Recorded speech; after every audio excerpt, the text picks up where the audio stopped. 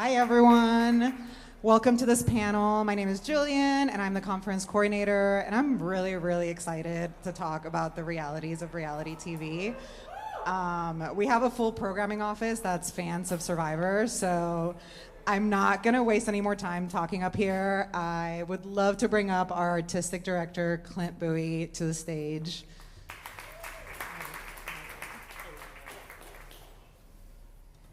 Thank you so much, Jillian. Like she said, my name's Clint. I am a programmer here at the New Orleans Film Festival, and my favorite movie of all time is Survivor. All 50 seasons, all of it. I'm obsessed. I actually proposed this panel because I feel like there's so much to discuss, and we have such a Survivor-loving team on our staff, and we just really wanted to make space for this, especially given that we have survivors in our city. So without further ado, I want to bring up our special guest for today. We are really honored to have with us Erica Durousseau, representing season 14. Hello,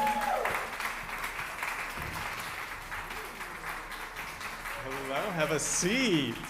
Hi, Giang from season 42. Come on up high. And Owen Knight from season 43. All-star cast right here. Thank y'all so much for being here. This is such an exciting time here. Just some visuals for those who are out of order, but I think you can oh my God. Pick up on who's who. So I am such a fan of Survivor, just want to be very clear. But I am also something of a critic. Like, I'm aware of so many aspects of the film, of the show, that I think either could be improved upon or have been detrimental to both what I would assume to be those who've been on the show, as well as audiences. You know, I'd love to get into how the show has really had an effect on you three and kind of dig into the personal. But before we do that, I want to have each of you talk us through what your own journey to Fiji was like, because you were actually all three, on Fiji, the island of Fiji. So let's start with you, Erica. Talk a little bit about what your relationship to not only just Survivor, but also reality TV in general was before you became part of this global phenomenon, and what your motivations were in joining the cast for the show. Yeah, sure. So, hi everybody. My experience was very unique in a sense where social media was just kind of taking off and kind of starting to be a part of our everyday lives. So I'm dating myself, but a lot of you might remember MySpace.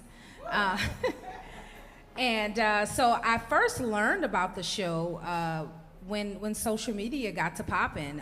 Somebody reached out to me. I was not really a fan of Survivor. I really didn't know what Survivor was until someone reached out to me on social media and asked me if I was interested in the opportunity.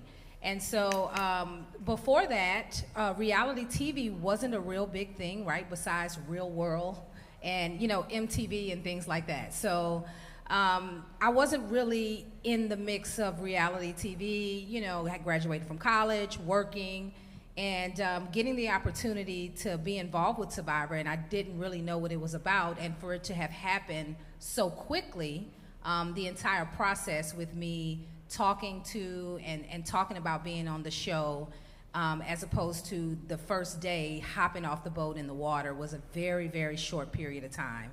And so it was not a lot of time to prepare. It was not a lot of time to think about being in the spotlight, about thinking about reality TV or the effects of it, fans, non-fans, and all that stuff. So a very, very different experience from having seen the show and being younger and knowing all about social media and knowing what might come with that experience of being on national television. Same question for you, Hai. Like, what was your relationship to the show, reality TV, and like, how did you what motivated you to apply and want to be part of this? Yeah, I think when I first told people that I was on the show, people were like surprised because I don't really look like the typical person that would go starve on an island. Do you guys know what a latchkey kid is? So I was a latchkey kid. And for those who don't know, my parents were both Vietnamese immigrants and like worked 7 days a week. So I didn't have a lot of parental supervision. So I would like let myself in the house every day after school and essentially watch after myself until they came home. And so I watched a lot of TV, including reality TV. And so Survivor for me wasn't just like a reality show, it was access to the world because I was like really confined to our apartment. And so Survivor for me was access and socialization, and it taught me a lot about people. And so growing up, I always had this like sort of innate desire to challenge myself. And the biggest challenge I could think of was like getting on this show. And it was a challenge. The hardest part about Survivor is getting on Survivor. Everything else is easy in comparison. I auditioned 6 times, never heard a word back from them. My seventh tape really did it. The unfortunate thing about my season is that we were during lockdown. I went through the casting process twice because I went through it in 2020 before lockdown, and then essentially for a year, production was halted, and then in 2021, they're like, we want you, but you're gonna have to audition again, and I was like, damn it. So yeah, that's my journey with Survivor. And Owen, same for you.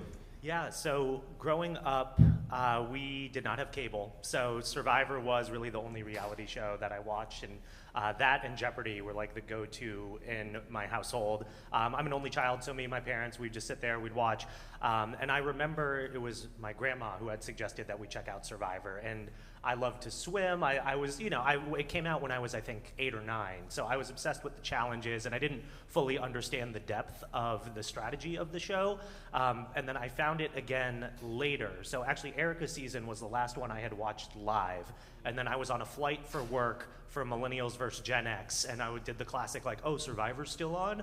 I guess I'll watch on this Southwest flight, and it immediately took me back to both, like, the boyhood excitement of like diving off of a boat into the beautiful ocean, but then also understanding like the depth of the strategy and like the exploration of the characters, and it became my like fixation. I was obsessed with the show. I binged everything. I rewatched all, I guess it was like 37 seasons up to that point, and it became like my mission to get on the show. And it was kind of this twofold thing of like, one, I want to like live this childhood dream of seeing my name in the opening credits and getting to do the show. And then I also started thinking more about like representation, being an Asian man on TV, thinking back to seeing Yule on Cook Islands and like, seeing that there had not been a ton of Asian representation in the media that was super positive, especially for Asian men, all the classic stereotypes of they're nerds, they're more, submissive, whatever. So I was excited to explore that, like, I'm just kind of a regular person and I'm not like this like mold of what people might think. And just going through the long process, like, I had applied, I think 6 times, and I had almost gotten on for David versus Goliath. But I remember during that audition, it was very much trying to fill a character. Hi, Alex, sorry, I just saw you there. Trying to fill like a box. Like, I think they wanted me to be like, I'm Asian, but I'm not. I think it was definitely more like this, like, shoehorned like experience versus post-COVID with the CBS diversity initiative and things like that. I got to feel like more myself, so I felt very comfortable going out there and just really having fun with it. And it was a really spectacular experience overall. Thank you. I'm glad you brought up the representation piece of it because, for those who are coming to the show later, or even not, like starting back with season 1 and working through, there's some really uncomfortable, cringy examples of, overt racism and homophobia and sexism. And the show didn't always handle it very well. I watched season 1 all the way through with my family. And I remember very distinctly the reunion show.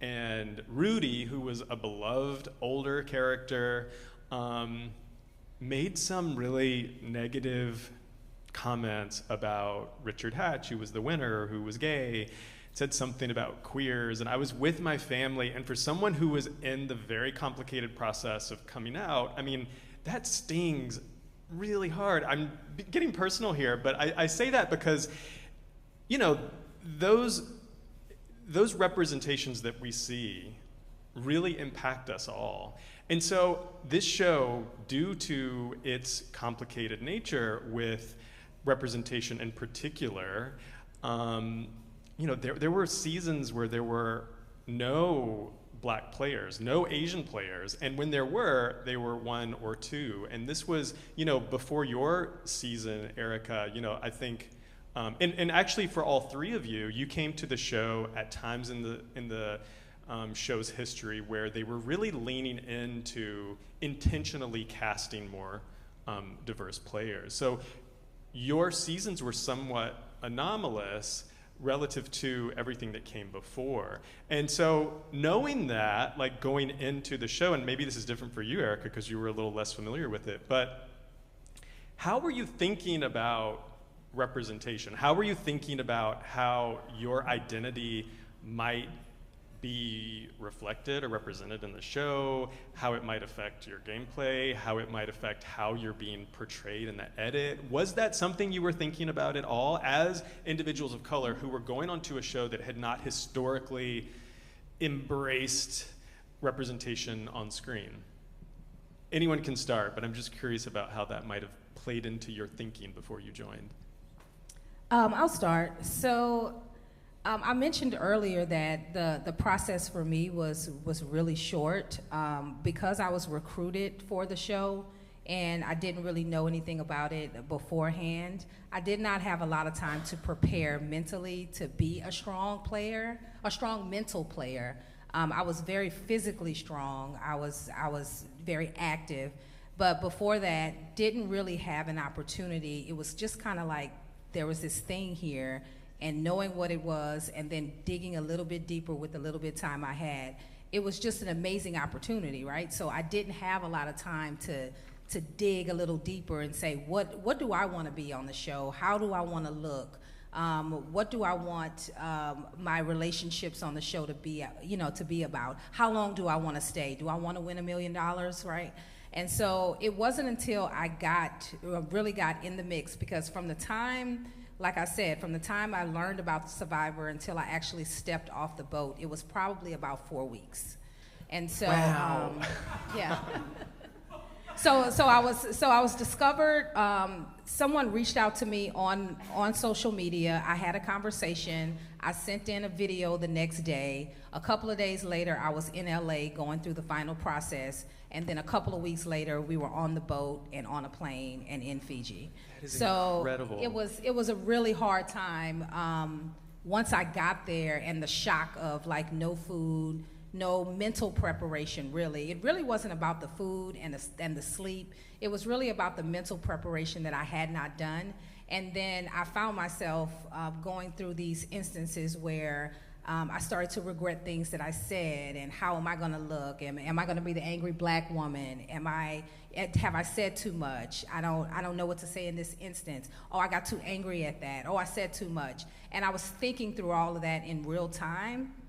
And of course, it was to my detriment, but my personal experience was just that, yeah, I didn't have a lot of time to think about it. I'll start by saying I think production has done such an incredible job since the diversity initiative to cast like a wide net of people. I know there's criticism over the class element, in that there's more like white collar professionals on the show recently, which I agree with. I would say for me personally, I think I was less maybe aware of coming into the show as like a queer Asian man, simply because like those words to me are empowering. And so for me, they were always assets. And I think like if you watch my season, you kind of saw how I navigated the game. Really sort of just like liberated in terms of my identity. Like it became a plot point because my season had 2 queer men, which like typically doesn't happen. I'm sure it happened for the purposes of like narrative. What I will say that I learned from the experience on my season was like reflecting back on the experiences of my castmates of color was something that I don't think I was like in tune with when I was out there. And what I mean by that is like when you're like debriefing on your experience after filming, you have these conversations around, I feel this way, you did that, what is going on?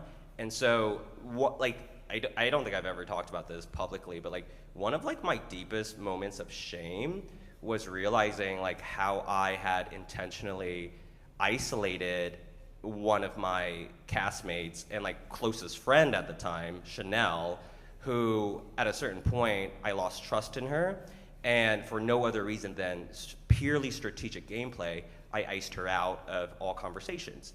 And so what was depicted on TV was a group of people intentionally ignoring a black woman at every opportunity in which she tried to integrate herself. The context that wasn't shown was everything that led to the loss of trust, but what was shown on TV was not something that I was particularly proud of. It caused a lot of strain in my relationship with Chanel, and it was something that really forced me to evaluate, okay, why was our experience so different? Because if you ask me, I had a great time, right? Like I was always part of the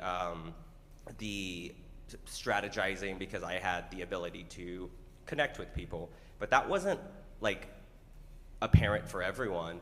The one thing I will end with is I'm very proud of my season because I think our winner is one of the most incredible and unexpected winners in the history of the show. And I think that was only possible because production was willing to cast diverse people who are willing to reward each other based on merit and not based on identity. Really, really well said. Hi. Yeah. Applause for that one. I mean, you've seen, to your point about the winners, like in the new era post and for those who aren't aware, the diversity initiative was that all the casts since 2020 have been at 50% people of color, or more actually. And we've seen the winners in the new era being a much more diverse array of people than the previous 40 seasons. I don't even know. I think maybe 7 black people had won the show prior to season 40, something like that. Don't quote me on that one. But actually, High's season was hugely relieving for me in terms of my own preparation for going on the show, because for those of you who are deep in the Survivor trenches, you might be familiar with Inside Survivor. It's this website that posts like the leaked casts before the show starts. And when I looked on Inside Survivor for season 42 and I saw an Asian guy around my age from New Orleans, I said, oh shit, I'm never getting on this show. Like, oh my God, like they're not gonna do 2 of us in a row. But then once the show started airing, and then obviously since I've met Hai and got to know him and Caleb and everyone, like it's so apparent that we are very different, and seeing that on the show, I was like, oh my God, it's not like it used to be, where, you know, it's just one Asian person who's got, you know, the immigrant storyline or the culturally awkward storyline or whatever. So that gave me some freedom going in to know that, like I said, he played himself. He was proud, he was himself, and I felt like I had that flexibility. The main stressor for me was thinking about how I would be perceived by my castmates, right? Because in the lead up to the game starting, you're at a hotel, you're doing all your preseason press, you're getting your pictures taken, and you're sizing up the rest of the cast for in my case, I think it was 4 or 5 days. For Hai, it was 2 weeks because of COVID. For Erica, it was 10 minutes apparently, based on her experience. But you know, for me, I was like, okay, I'm an Asian man with glasses. People are gonna think I'm smart, which I am, obviously. But no, I mean, I think, you know, I was scared of how people would perceive me, and that gave me some stress leading into the game. It's like, okay, I'm not gonna go look for an immunity idol on day 1, because then I'll be labeled as sneaky and running off, and it winds you up a little bit. So part of me wishes I had a little more freedom to not have to worry about that stuff. But by the same token, I think I tried to use that to my advantage in a way of like, oh, you think this about me? Let me prove you wrong, or let me try to like shake you a little bit and just show you who I am. And My experience was interesting because I did make it to the final 3, but I had been in kind of Chanel's position where I had been iced out for a lot of the merge, and I ended up being in the minority and having to win some challenges and things of that nature. And I've just chosen to try to like not take it too personally. It's really hard not to, just because it's very raw out there. It's like, oh, do these people not like me? Why is it not going my way? But I think with my cast in particular, it was just really an opportunity for me to take a step back and just like say, like, it's not that big a deal. We had a cool experience. I got to meet all these amazing people I should not have met, and that's been the gift that Survivor has given me. Is just the community, the people, all these amazing folks with really interesting backstories and life experiences all coming together. And yeah, we get to duke it out and like have this really like intense experience on the show, but then afterwards, I think for a lot of people, the healing begins, and you get to open those doors of communication. And it's been really great to then see after my season, the people who have come after me, the other Asian players who have come after, and getting to be kind of like their conduit into the community. And like I got to meet Saul the other day and hang out, and it's just been such a treat overall. Love Saul, one of my favorites from the past few years. You used the word healing, and I'm curious if maybe you could all kind of expand a little bit on kind of, not necessarily your healing post-show, but just your reintegration to real life post-show. And I assume like that word is probably common for several people who go through such an intense, surreal experience that I'm sure has like an emotional toll and physical toll. I mean, depending on how long you're out there without food, like I'm sure it requires a lot to like just become a person again in the real world. Talk a little bit about what that process was like, going from this very intense, surreal experience to back in the real world. Yeah. So I know when we all spoke the other day, I know Survivor has changed a lot over the years. So again, a much different experience from my 2 Survivor brothers. When I was on the show, as soon as you were voted off, you weren't really isolated anymore. It was kind of, you were off the hook. You go back to this place, we call it the Ponderosa, and there's hundreds of things to do, right? There's books, there's movies, there's, golf, frisbee golf, food, liquor, like it's a good time, right? It's almost like a vacation. And when I was on the show, when you were casted for Survivor, everybody came and everybody went home at the same time. Not necessarily on the same plane, but if you were there, your experience was gonna be 2 to 2.5 months. You were not going home until the last person was voted off the show. And so I had a lot of time outside of my real life to readjust after that. And so as people were getting voted off and we were bonding and we were having a great time and we were talking about our experiences, there was a professional, like a therapist on site that we got to talk to every day and book sessions with. But then when the folks who started to get voted off, who were gonna be on the jury, they decided to split the cast up. So all of the pre-votes who were not gonna be on the jury, they sent us to Sydney, Australia for a month. So, I mean, I had like a cool 6 weeks after I was voted off the show to decompress. I didn't have to think about work. They were like, don't call home. And I was like, don't worry, I'm not calling anybody. I'm not answering emails. I don't want to talk to anybody. I don't want to know about the bills at home or the responsibilities. I'm like, do not worry about me. You don't have to worry about me sneaking a cell phone or going into the internet cafe to try to send an email. So that was very liberating to have that experience, the shock of being voted off so soon, all the worry about what I could have done to stay, but then having this amazing experience with 8 other people from all different walks of life, from all different racial backgrounds, where we literally lived together in a beautiful city for almost a month, where we got to experience things and go to wineries and concerts and just really live there.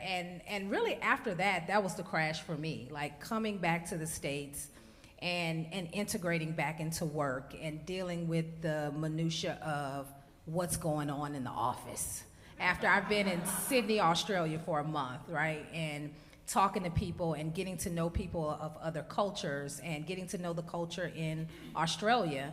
When I got back, it took me, I did go into therapy after I got back based on what happened after the show. It wasn't even the show, it was the liberation of not being in the United States and having the freedom of meeting people of all diverse backgrounds who were open to knowing who you are and knowing, you know, where you come from and what's important to you. And so I went through therapy for about 1.5 years, 2 years, just to integrate from the come down of Survivor.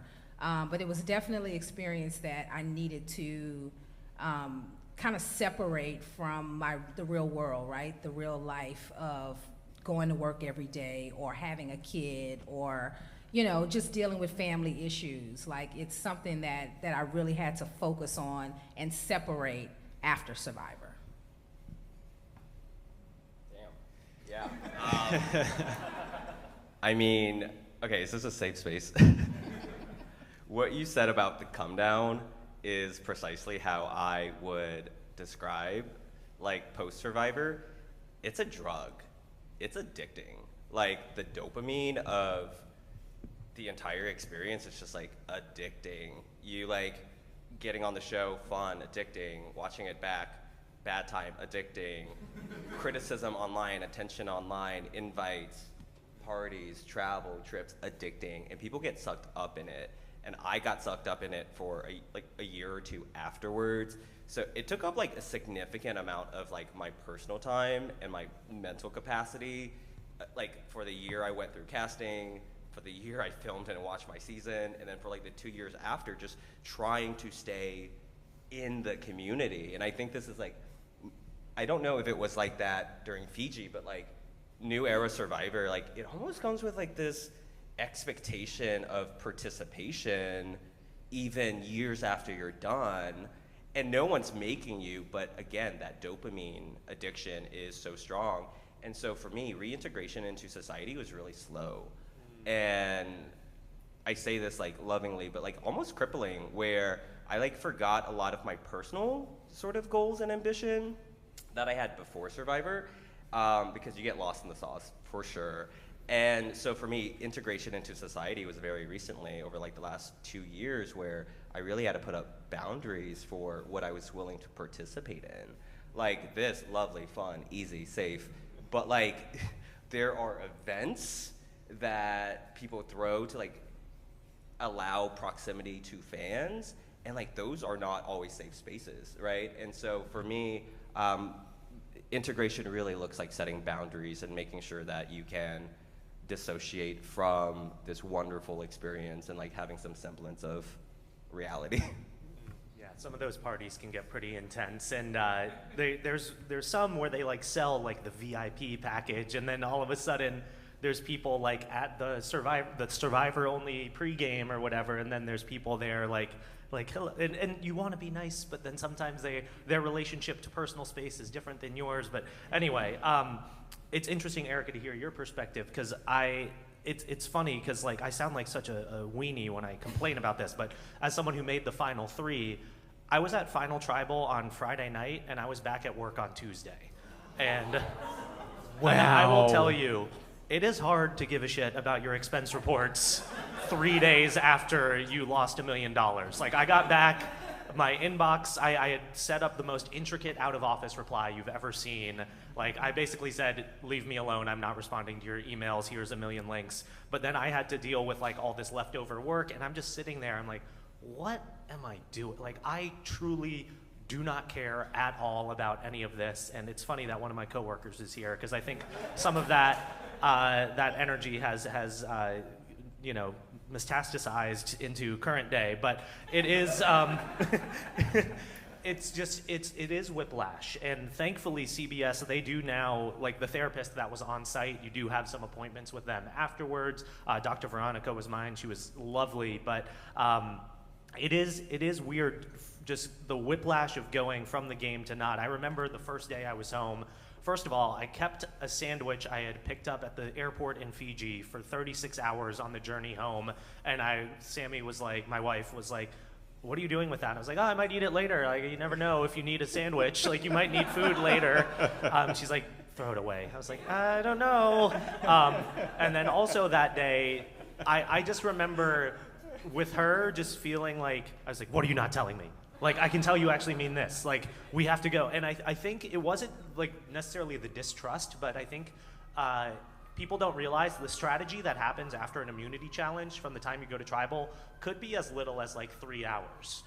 So a lot of those conversations are very quick, and it's like, we got to cut to the chase. And I found that like speed of interaction was something that I had to unlearn coming back into real life. But I don't know, High's point about like the come down, I've heard other survivors say this. It's like it takes you like 2 years to fully get out of the cycle. And I heard this advice about 1 year after I had been on the show, and I was like, I'm out of it. Like, I don't believe that. And then now it's been 3 years since my season aired. I'm like, oh yeah, I was deep in the trenches, like going to all these things, flying all over the country to, go to these events. And because like I said, it's like you don't feel like you have to, but it's like you feel like you'd be being weird if you didn't. It's this weird like peer pressure. It's FOMO. It's very bizarre. And even like they just had an event in New York that a lot of people were at, and seeing it on social media, I'm like, that would have been fun to be there. But then you talk to the people who were there, and they're like, yeah, it was fine. But it is just a bizarre, like, it's like this experience that's in a vacuum in so many ways, but then in so many others it's not, and then it starts leaching out into your regular life, and it is just like those lines get so blurred, and it's a lot to unpack. But fortunately, I had a great support system here. My friends, my partner, my parents, everybody was so supportive. And then honestly, having High here in New Orleans and being able to like be my guide through the experience was so great. And then his partner Caleb with my wife Sammy also helping her navigate that, because that's an experience that CBS does not provide therapy for, is for the families and the loved ones having to watch their loved one go on television and be critiqued, and then they have to get dragged around the country to go all these things, and it's a huge undertaking for them as well. Yeah. Gosh, so you did not have a month in Sydney like Erica. Wow. I mean, I think what you're talking about, like that, the after effects, and like there's one thing to, film the show and go through all of that and then reintegrate post-show. And then, you were both mentioning, watching it on TV and the whole global response to you on TV, which is its own challenge and hurdle. So what was that like? I mean, maybe it was different for you, Erica. I mean, because at that time you were saying social media wasn't quite what it is now. Like Reddit threads weren't quite as popular as they are now. But I'm sure, like, all three of you were great players, but regardless, there are people out there who are going to be haters and critics and like bring a lot of negative energy. And what was it like just to experience, your story or a version of you on screen that is, again, edited for entertainment? That is how you were cast. You were cast to be entertainment for an American audience. What is it like to see yourself represented and to have it experienced by the whole world, and for them to say whatever they want on whatever platform they want? What does that do to you? How do you handle it? How do you cope with it? You called it dopamine, which I understand, but it's got to be difficult. Yeah, well, it was interesting for me because I was deep in the like Survivor Twitter, Reddit prior to being on the show. So I kind of had an expectation of how it would go, but I think for me where I get pissed off is when people like are in my mentions and giving me a notification on my phone where they're saying you fucking suck, pardon my language, but like it's one thing if I see it and I just see it and High gave me the best advice. It's like, let it just pass through you. And I try to do that for the most part, but when someone is directly talking to me saying, hey, you suck, I do not hold back. I tell them to fuck off with my full energy, and I don't feel bad about it because they feel entitled to give me a ping on my phone that says that I suck. And it's hard because you could read dozens of nice things about you, but then the one negative thing sticks with you so much more. And my biggest advice to folks who are going on the show now is to have someone who's filtering the internet for them, who's sending them the positive things, who's taking the screenshots of the things that are singing your praises and saying like, hey, avoid this thread, don't read this, block this user, whatever. And it's complicated. It's, because like I said, it is like a drug. Like, you know, the positive energy, you are like seeking it out. And I'm very guilty of searching my own name online to just be like, some people did think I wasn't a goat and blah, blah, blah, blah, blah. But then you get one person saying something negative and it can send you into a tizzy, and then you start like questioning your own experience. You know, and that's where it's tricky, is like your memories of your experience out there start getting replaced by the edit of the show, and then thus the analysis of the edit of the show, and then you start questioning your own reality of like, was it really like this? Did this conversation really go this way? Or was my interpretation of it at the time the valid truth of what happened? And so I had been a past player, Gabby Pascuzzi, had recommended to me to journal a ton right after the show. So I spent the whole flight back writing down everything. I went day by day trying to break down what had happened. And so sometimes I flip through that and try to remember, and especially when it was airing, looking back and like comparing my experience of what had happened to what had been edited. And I feel extremely, extremely fortunate that my edit was good. I kind of got to be the narrator of my season and got to be kind of the audience conduit. So I feel like I was represented very accurately, but I feel almost guilty in a sense that a lot of my friends did not have that experience, and that they got to, they were packaged into a, you know, digestible like character for the show. Like one of my castmates, Lindsay Carmine, one of the biggest fans, but she was voted out 3rd or 4th, and she was just portrayed as this hyper-paranoid person, and that became her storyline, and then she was gone in an instant. And it makes me feel bad and almost guilty for that. But it is a part of the journey that part of me almost wishes I had been on Survivor before social media was such a thing, and before people could, you know, at you on Twitter or whatever, but it just comes with the territory now. You could have gone to Sydney. I could have gone to Sydney. I had a fun time on social media, mostly because I don't really give a fuck, like, but I had to learn that, right? Like, I had to learn to really understand that people's words and impressions of me are just that, their own, and I don't have to absorb that. Like, there's a process of airing's the worst part by far. Like, if you're on the show, watching it back, and the criticism, 100% the worst part. But then my question is like, to what end? Like, how far do you let these opinions of random people online stick with you? For me, I really tried to practice like, okay, read the comments, ask yourself, so what? And then move on. I'm not gonna carry your words with me. I'm sorry, like, I don't know you. You get what I'm saying? The thing that you said about people's like truncated experiences is like a thought that I've had a lot. When I meet people who have done the show that are like earlier outs, like sometimes there's like almost this like feeling of like, I don't feel like, from their perspective, I don't feel like my experience was as valid or rich as someone who got further. And I'm just like, that's not true. Like, your experience is whatever your experience was, and you are fully a participant of this community. And so, like, I think that goes into the idea of the show will reward certain players for performing well, but the people who don't perform well are just as, like, valid and important and worthy of being in the community. And I think that's the thing that people should remind themselves of when they go on the show. So, again, before the really heavy onload of social media, didn't have that much of it, just the afternotes of the things I said when, you know, right before I was voted off, how I felt about the way people thought about me, from my reaction to certain things. But it was really weird to look back, and it's like, I was on Survivor, like, I was looking at it a few years ago, it's like, I was on Survivor like 8 years ago. Like, is somebody still mad at me about what I said? Like, somebody made a nasty comment, but then somebody came back and said something really, really nice. And then I just stopped reading the comments because it was like, you know, I can't respond right now. Like, I have a real job, and so I'm not gonna get caught on social media, like cursing somebody out or getting canceled. So I kind of never went through that cycle of what's happening. Like, every now and again, I'll look at it.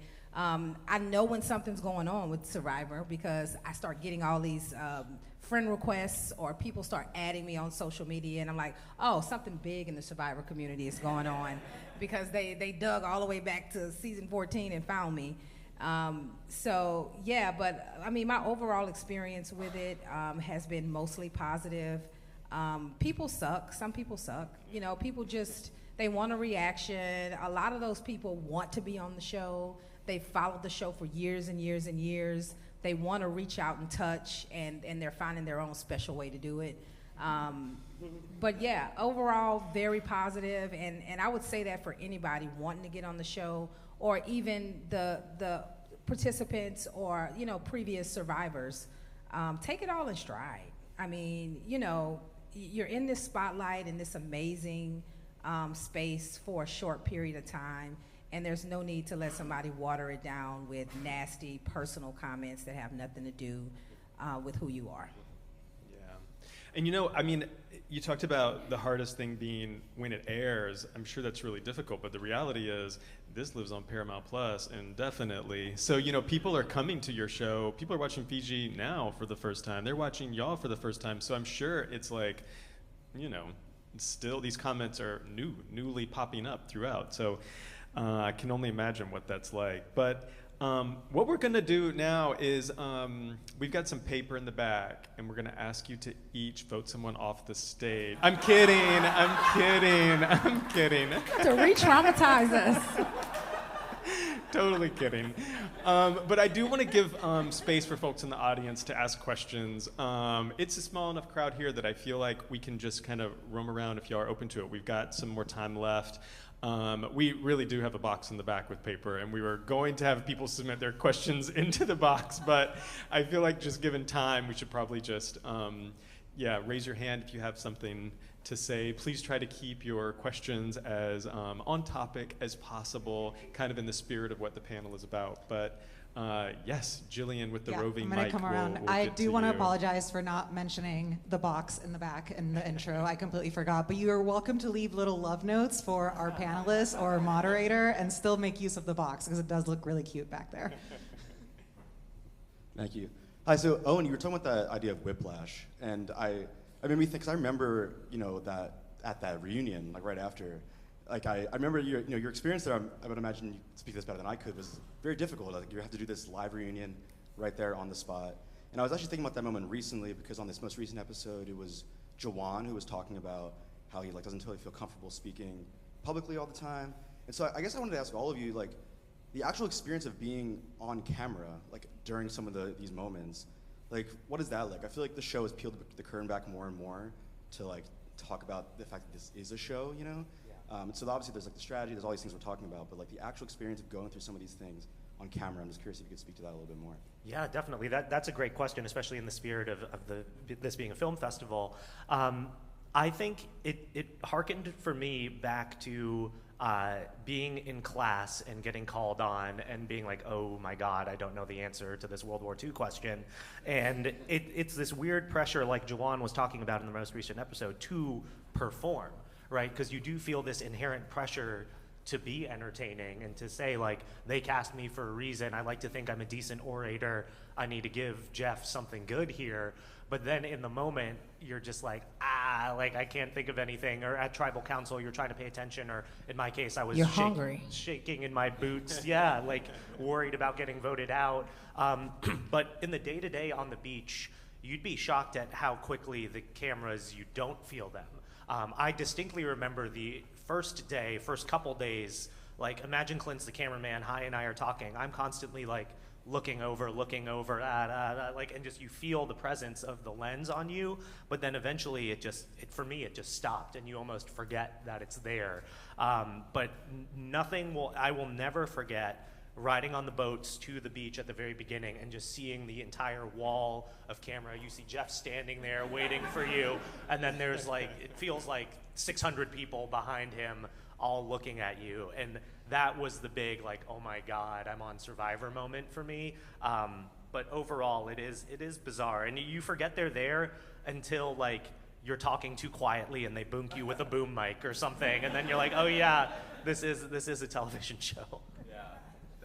Yeah, my favorite moment was like rolling up to the beach for the marooning challenge, because they like spent the morning like disorienting us on like boats for like 3 hours, and so you're like filming these aerial shots, and then they don't tell you, but like you just start approaching the beach, and it is like, I swear, just like 800 people with cameras like all pointed at you, and you're just like, whoa, like this is production. And then there's like a choreography component to being on camera as well. Like Owen said, you kind of lose track of the cameras, but I'm like, hey Owen, you want to go for a chat? You want to walking. We don't say anything because we're waiting for the camera to like set up their shot. Yeah. And then they have to like hustle around you, and then they're walking backwards, and then you're walking like, forwards. Okay, now we talk. And so like, there's a choreography that you learn out there. It's all like very authentic. They don't tell you to say anything, but again, you're performing, like, you know, you're on a TV show, so like you're like, all my like creative ideas of like, okay, what am I gonna do? Who am I gonna say it to? Wasn't necessarily for like screen time, but it's like, I'm gonna maximize my ability to get at screen time based on, it's a TV show, you know? I got nothing. Okay. Any other questions out there? Yes. Hey guys, on the topic of feedback post-season, I was wondering if there were any like podcasts or like fan-made content that you consumed prior to being on Survivor, and what it was like to watch them then talking about you, and if that made you feel like betrayed or it was cool. Like, I just can't imagine the idea of like listening to a podcast for years that was then specifically talking about me, and how crazy that would personally feel. I did not listen, like I was not part of like the RHAP community before or after, mostly because I'm like, I don't really want to listen to people like who haven't played the game give me their opinion, because that's what I was before I got on the show, and I was like, all of it is wrong. And so the other thing that I do love, I will say, like the podcast community is amazing. Like, this is the golden age of Survivor. Like, your access and proximity to people who have been on the show and have competed is really high. Like, you can go to parties, you can listen to podcasts, like we're in the streets. That was like not a thing, like I would say like pre-COVID. And so the podcasts are cool. Hearing people speak about you, could go either way. Yeah, and I was deep in the Rob Has a Podcast community. I was on his Patreon. Like, I'd been listening for a long time. I used it to try to get advice on how to get cast and things. So it was hard. For the most part, everything was positive, and they do a good job of trying to like separate the game from the personal and trying not to make it too personal. But yeah, you get certain clips that you hear that you're like, man, like I just disagree with this, or this feels a little mean-spirited. I remember Tyson and Tyson's podcast, he had Danny McRae on for our finale, and they were saying I needed to go to anger management because at our Final Four challenge, I smacked my pole on the ground and broke it in half after I lost the challenge, which valid criticism, maybe I do need. But anyway, I just remember that being like, oh, come on, like that hurt me a little bit, if I'm being honest. But I can't, like, I do feel for the folks who, like, I think back to Lindsay Carmine again, who's a huge fan of Rob, and then hearing people just dunk on her for getting paranoid and having this like filtered down version of their experience. Like, I feel extremely privileged that I got to have a longer run on the show, and thus people got to see a little bit more. But it's hard, like, and every podcast is different too. Certain ones have different energies to them. Some criticism of Rob is that he's too nice and that he's too afraid to go in on the players, which I think is fair to a degree, but from my personal standpoint, I'm very grateful that this guy I had been sending $10 a month to for a couple years wasn't just dunking on me for the whole fall, you know? It's a lot. It's a weird space just because, like, I don't know, podcasts are so funny because you're just like, you're chuckling along, listening, you form this parasocial relationship with the hosts, and then to suddenly be thrust into the spot where then all of a sudden the subject matter is you is very bizarre in a lot of ways. Erica, what's your relationship like to Survivor now? I'm curious, since it's like been, it's been longer since you were on the show. Do you engage with some of this? Like, do you pay attention to the Survivor verse, or do you listen to podcasts? Do you watch the show? Just curious. You know what? I don't. I was so shocked. So I contacted New Orleans Film Fest because my organization is putting on a film fest in February in the environmental space. And I was like, wow, we should call New Orleans Film Fest because they can totally mentor us through this entire process. And it's our first year. And so when I got on the call and then Clint recognized me from a previous Survivor, like I had not. I was so starstruck in this Zoom. So I'm trying to get all this information so we can build out our film fest coming in February. And that honestly was the first time somebody had asked me to speak about Survivor publicly in years. It had come to a point in time where I was on the show with some great people that we kept in contact with for a very long time. And I think we formed our own little bubble, right? So we traveled to some Survivor events. Again, it was much longer time before you guys got on, but we traveled to some events, and it just seemed, like you all say, I mean, y'all were much deeper in the process. So, those parties and the fun, it just wore out really, really quickly for me. And because I had all that time with my castmates in Fiji and in Sydney, we formed some real friendships where we kind of blocked all of that stuff out. It was very, very different. And I can remember a few years ago when all of the DEI stuff started bubbling up. I mean, and it's bubbled up again. And I had some Black cast members contact me, and they were like, we need to sign this petition because CBS needs to be more diverse.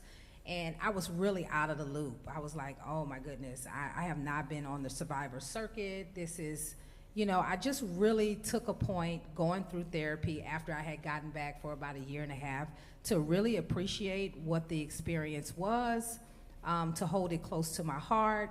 I love doing this kind of stuff. I do it for work all the time, but to do it for Survivor, I don't mind doing it at all. But I've really placed Survivor in like a very special place in my heart because I know people love the show, and I know there are millions who would have loved and who have tried and who would have loved to be in this position. And that's how I hold it.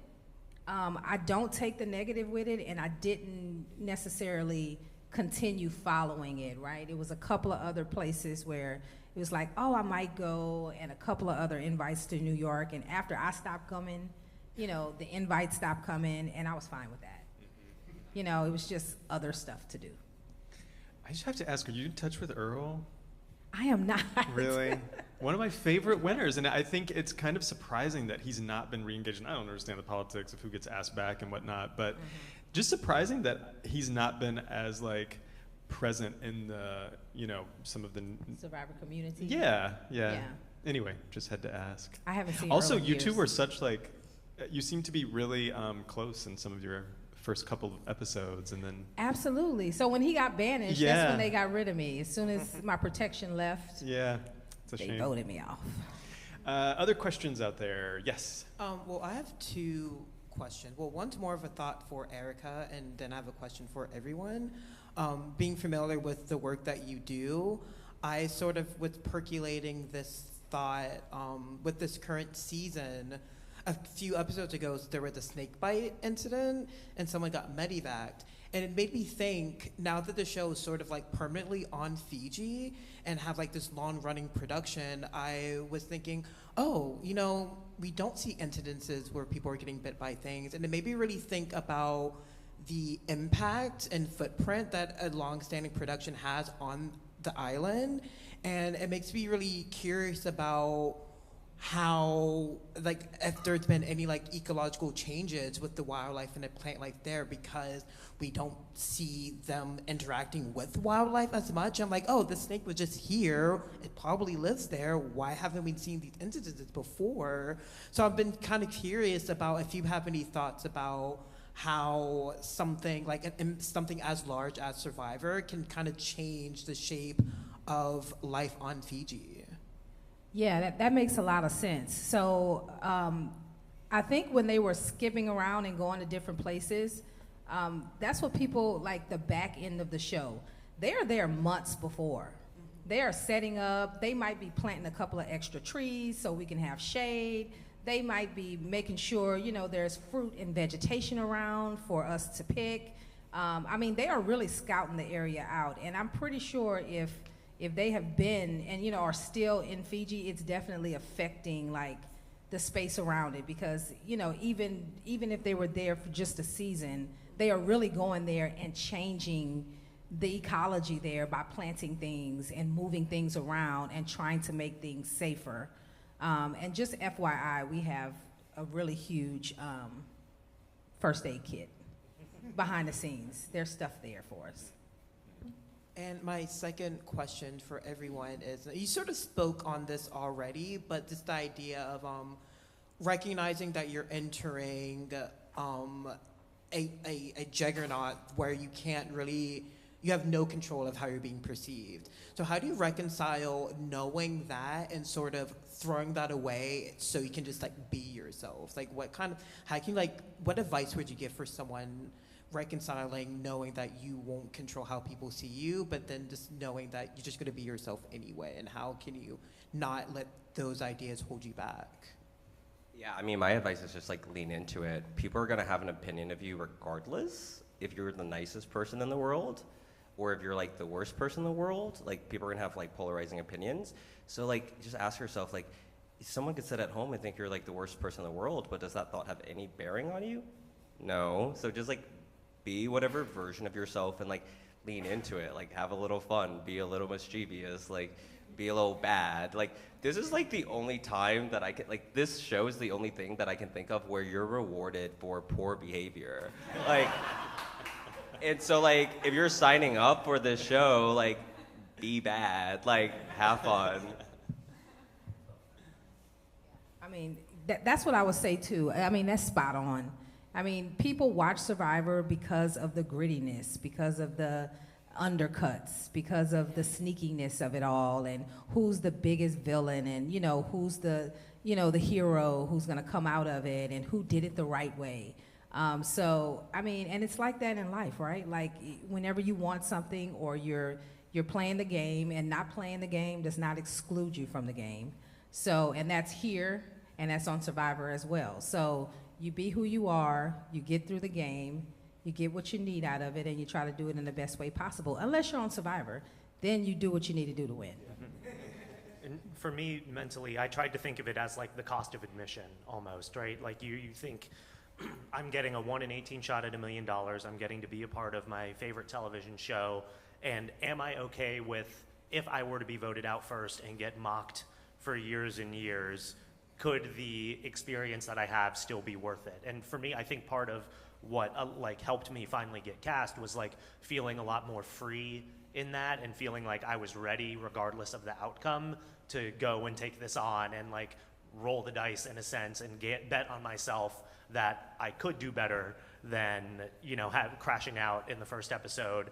And yeah, just I think Hai always says it best, and it was hugely helpful to me. It's like, these people who are trolling you, like, they didn't matter to you before, you have no idea who they were before, you have no idea who they are now, and you won't think about them again after. And it's part of the process, but ultimately, like, you just got to lean into the people who know you and love you, and just remind yourself that you're making yourself proud, you're pursuing this thing that you've wanted to do, and that your friends are going to have a really fun time getting to watch you do it as well. It's a great life lesson in general. I think we have time for one more question, if there is one. Okay, yes. I'm a nerd. I could talk about Survivor all day, I guess. So, actually, I think it's interesting, Erica, as you were talking about your season, it was kind of jogging my memory a little bit of like how those early episodes went down. And I think it's interesting that the three of you were on this panel together, because I remember like your tribe was like kind of like the have-not tribe of that season. That was kind of like part of the twist. And Survivors, I kind of resurrected that a little bit with the whole like taking of the Flint and everything like that. And I apologize, Owen and Hai, I don't totally remember if your tribes lost Flint or not super early on. But my general question is, I guess, just like, what are your thoughts on how those different things kind of affect like the competitive balance of the show? And were there moments where you ever felt maybe that, you know, ultimately you're at the whims of the producers. Were there ever times where you felt there was like some competitive imbalance, or just frustrations, or opportunities, I guess, that came from some of those different twists? Yeah, I think I was very hyper aware that they were trying to disadvantage people because for the sake of like storytelling, right? Also, like when I saw the tribe divisions on my season, I like looked at the blue tribe and I was like, oh, they're all going home immediately. and so like to answer your question, like, yeah, you're like very hyper aware that like it's not all fair out there. Yeah, in my season, yeah, there were the haves and the have-nots, and I think sometimes they do it. It's a production thing to kind of make it a little bit more exciting.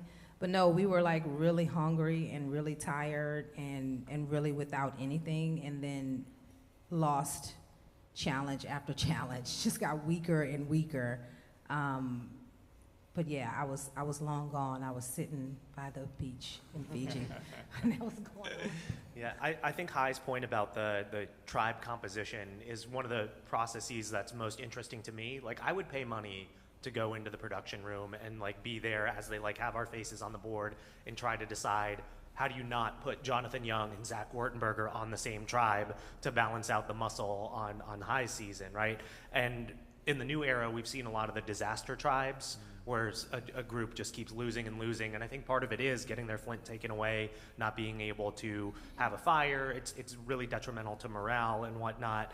But I think they do design a tribe to be the most chaotic from a personality standpoint, where they think like the chemistry is there and it's ready to explode for the purpose of entertainment. And it does make you question, like, is this objectively fair? And it's not, right? Like, Survivor isn't, you know, the NFL, where everyone has the equal salary cap or whatever, and you're trying to have parity in the league. It's like, yes, you want the challenges in and of themselves to like follow the game show rules and be, you know, fair and legal, and they've got the legal team there. But like the teams themselves, the tribes themselves, are just objectively part of the entertainment, right? And it is interesting, and I'm kind of over the taking the flint away and trying to like kick people while they're down. I think it's helping create this like kind of unfair and kind of, at least on this current season, frankly boring pre-merges that we're seeing sometimes. But I think I'm hopeful that post 50 they do kind of reshuffle the format and try to make things a little bit different and go back to 2 tribes or try to shake it up a little bit. We'll see.